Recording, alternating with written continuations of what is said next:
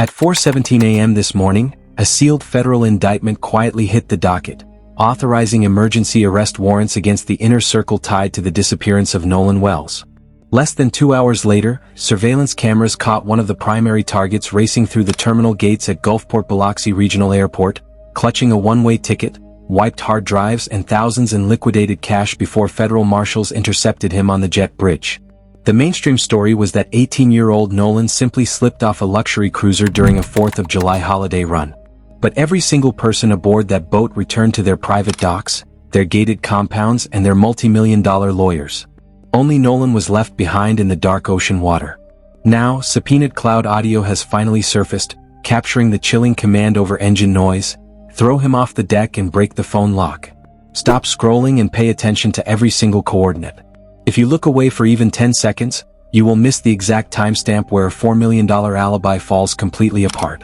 To understand why an airport arrest sent shockwaves through an entire coastline, you have to understand the kid at the very heart of this case, and the predatory world he was lured into.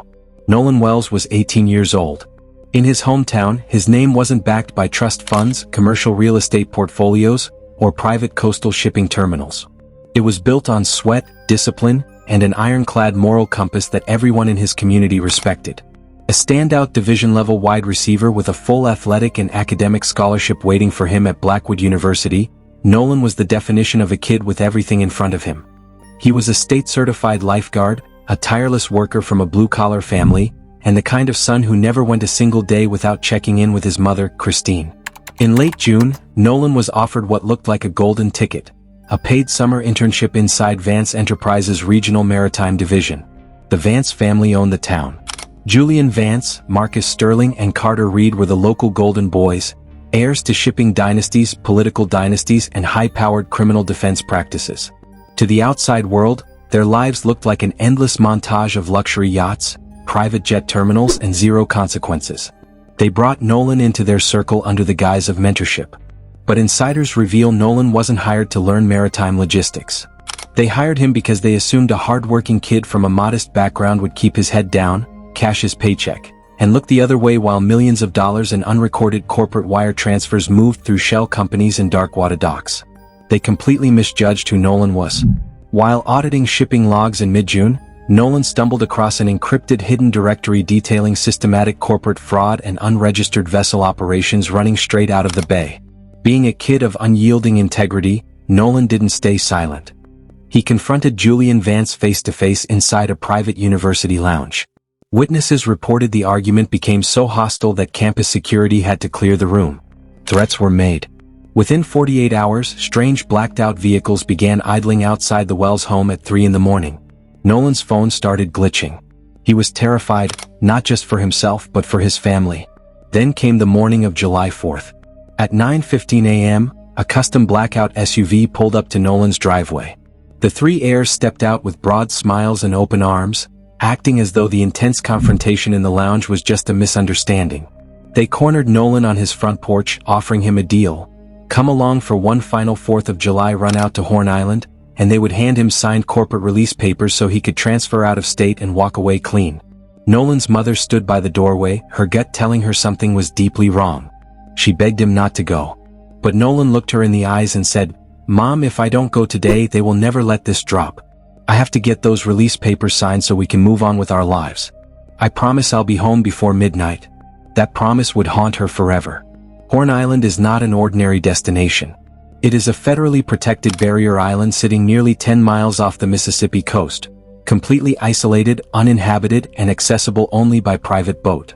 During the bright heat of a holiday afternoon, it feels like paradise.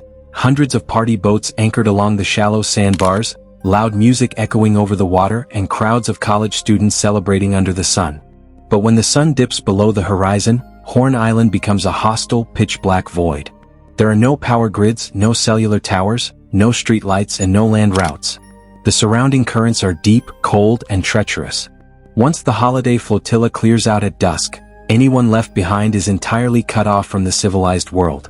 At 7:42 p.m., Nolan sent a routine text to his mother confirming they were packing up to head home. That was the last voluntary message he ever sent.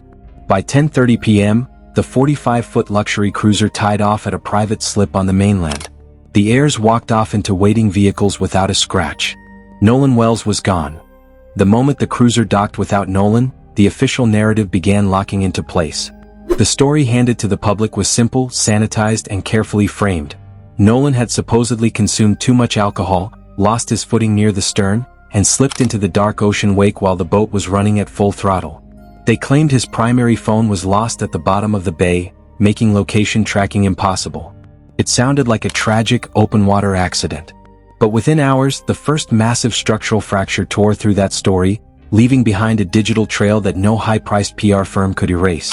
At 2 a.m. on the morning of July 5th, Nolan's mother was sitting by the phone, frantic with panic. Nolan had never missed a curfew in his life, yet his phone was ringing straight to voicemail. That was when an unsolicited text arrived from one of the passengers. The message claimed Nolan had left his phone behind in someone's truck before the boat even left the dock, wandered off voluntarily onto a Horn Island sandbar, and simply failed to meet up with the group for the ride home. Think about the immediate contradiction in those two statements. One version claimed Nolan drowned after falling off the back of the moving boat in deep water. The other version claimed he was left behind on an island sandbar while his phone sat safely in a parked vehicle miles away on the mainland. Two completely different stories originating from the exact same inner circle within hours of each other. Then came the physical return of the device. When the phone was finally handed over to Nolan's mother later that afternoon, it wasn't waterlogged. It wasn't recovered by dive teams from 30 feet of dark ocean water. It was handed over completely dry, tucked inside a gym bag. But when digital forensic technicians later examined the operating system, they discovered something horrifying. Between 1 a.m. and 4 a.m., while search boats were supposedly scanning the ocean waves for an active missing person, Nolan's device had been manually unlocked. His social media profiles had been systematically logged into. Direct message threads between Nolan and the heirs had been deleted. Entire photo caches from that holiday afternoon had been purged, and the device's local location cache had been manually wiped clean. Who takes the time to systematically scrub the social media history and direct messages off a missing friend's phone while that friend is allegedly drowning in the open ocean? The defense thought that deleting the local files on the handset was enough to bury the truth forever. They didn't realize that modern smartphones leave an indelible telemetric footprint on remote servers that cannot be wiped with a simple button press. Subpoenaed carrier logs revealed the device's true movement. At 11:15 p.m. on the night of July 4th, nearly an hour after the heirs claimed Nolan fell into the ocean and vanished into the abyss, Nolan's phone authenticated a live high-speed Wi-Fi handshake. It didn't ping from a cell tower covering Horn Island. It didn't ping from an offshore marine channel. It connected directly to a private, password-protected router located inside Sterling Logistics Maintenance Hangar No. 4, a restricted, keycard access commercial facility situated 12 miles inland on the mainland. The device ID was NW8819. The timestamp was 23 hours 15 minutes and 8 seconds Eastern Standard Time. Action logged, private network authentication followed by an active flash data upload. At the exact moment the heirs were telling responding officers that Nolan was miles out at sea, his personal device was powered on, active, and transferring files inside a private family facility on dry land. While the data on the handset was being manipulated, private witness group chats from that night were exploding with raw panic. Subpoenaed server-side records from encrypted messaging apps recovered a series of deleted messages exchanged between the passengers while the vessel was still underway. At 9:28 p.m., one message read, "He saw the secondary ledger folder on the drive. He's not giving it up." 2 minutes later, another passenger replied, "Get him near the stern before we pass the channel markers. Cut the interior deck lights now." At 9:36 p.m., his second phone is still uploading to a cloud backup. "Break the lock. Throw the drive." These weren't the messages of teenagers enjoying a peaceful holiday cruise. These were the frantic, real-time communications of a group orchestrating a coordinated confrontation on open water. Then came the definitive technical smoking gun that shattered the vessel's alibi entirely, the deliberate tampering with the boat's primary navigation unit. The 45-foot luxury cruiser was equipped with a state-of-the-art Garmin marine navigation system designed to automatically record continuous GPS waypoints, engine RPMs, speed over water, and precise course headings every 3 seconds. When investigators finally seized the unit, they found a clean, uninterrupted track log from 2 p.m. until 7:15 p.m. showing the boat cruising smoothly around the island. They also found a clean track log resuming at 9:45 p.m. as the boat approached the mainland docks. Between 7:16 p.m. and 9:44 p.m., the exact 2-hour and 28-minute window during which Nolan Wells disappeared, the continuous GPS track log was completely blank. A marine GPS unit does not spontaneously stop logging data for 2.5 hours while the engine is running and the electrical system is fully powered. Marine electronics specialists confirmed that removing a specific segment of track history from that unit requires entering a system administrator menu, bypassing multiple confirmation prompts, and executing a manual track purge. Someone on board that vessel stood at the helm, navigated through the system settings, and intentionally erased the digital record of where that boat traveled during the final hours of Nolan's life. They erased the track log. They scrubbed the phone. They wiped the messages.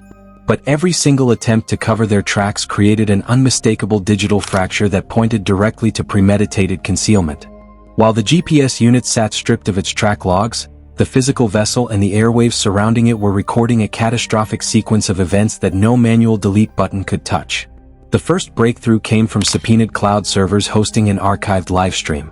A passenger aboard the cruiser had briefly gone live on social media during the return run across the bay. The video had been deleted within seconds of posting, but server-side caches preserved the raw video and acoustic data. On the surface, the 40-second clip appeared to show dark water and the back of a passenger's head while loud deck music played over the drone of twin outboard engines. When federal acoustic technicians ran that file through forensic frequency filters, stripping away engine rumble, wind shear, and the low-end frequencies of the music, the background audio revealed an unmistakable violent altercation unfolding on the open deck. At 9:32 p.m., beneath the roar of the hull cutting through chop, a voice barked, "Grab the secondary drive from his jacket before he locks it." A scuffle followed, the distinct sound of wet rubber soles slipping on fiberglass deck boards, a violent collision against the aluminum railing, and a desperate struggle. Then came the command that turned this case from a missing person search into a homicide investigation. "Throw him off the deck and break the phone lock. Hurry up." Immediately following those words, the audio captured the throttle slamming forward, twin engines surging, and the heavy acoustic slap of a body striking the surface of open water. A muffled voice asked, "Do you see him? Is he coming up?" The response was cold, rapid, and deliberate. "Cut the searchlight. Pin the throttle and move." Instead of circling back, instead of throwing one of the 8 bright orange life rings mounted along the gunnel, the boat accelerated into the darkness. Then came the bizarre behavior documented as the vessel approached the mainland. At 10:04 p.m., the boat stopped dead in open water. The passengers did not dial 911. They did not switch their marine radio to VHF channel 16.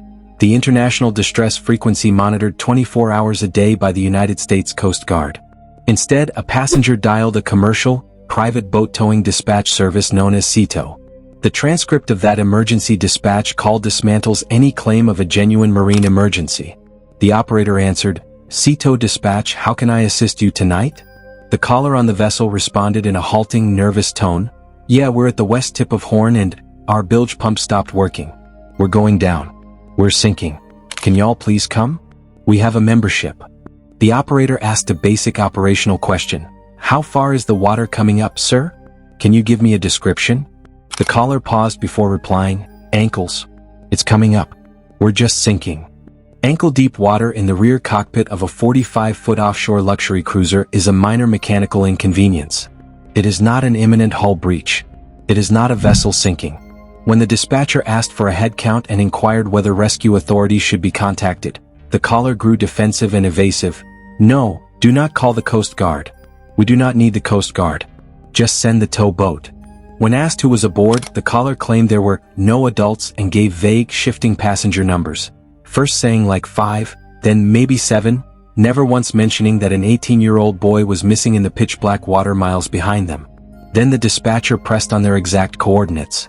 The caller claimed they were sitting in shallow water near a sandbar at an estimated depth of 17 feet.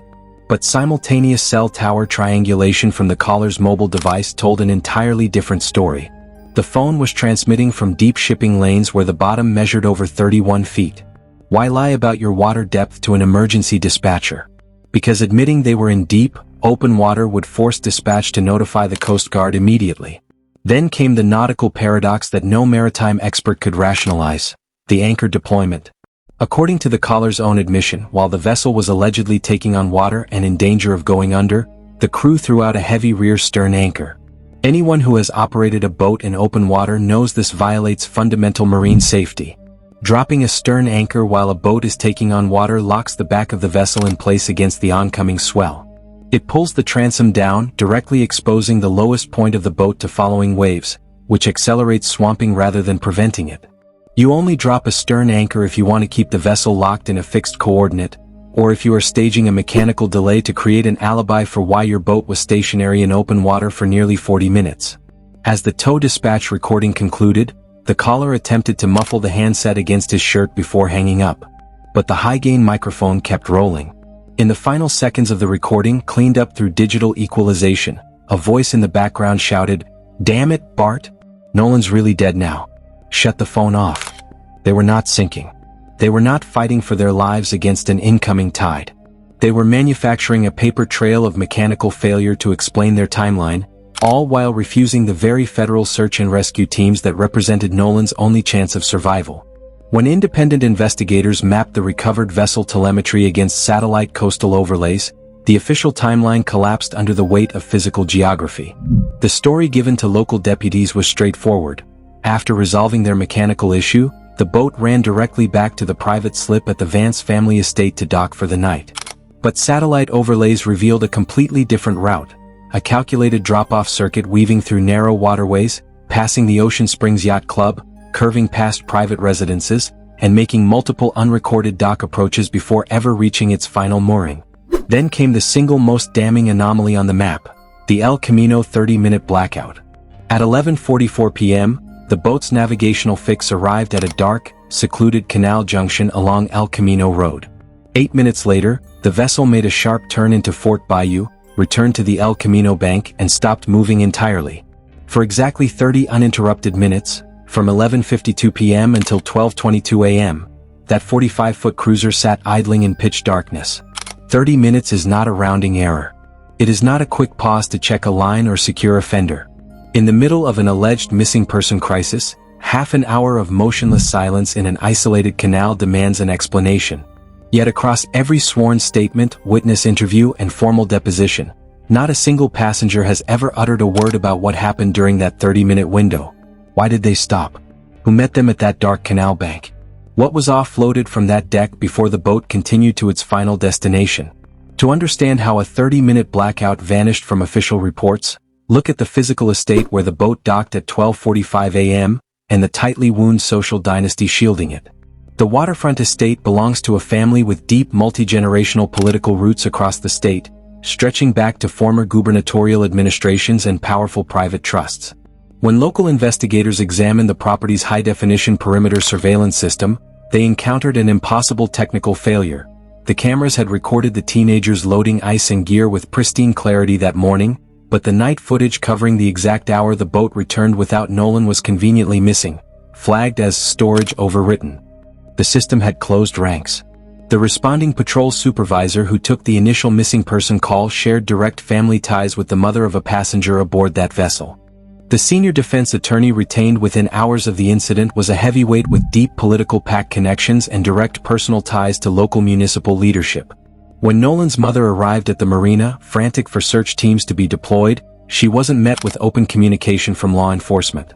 She was met by armed private security guards and corporate attorneys ordering her off the property under threat of arrest. This wasn't a standard maritime investigation. It was a masterclass in local institutional gravity, a closed loop of wealth, legal influence, and political connections moving in unison to control the narrative, sanitize the crime scene, and bury 30 critical minutes of missing time.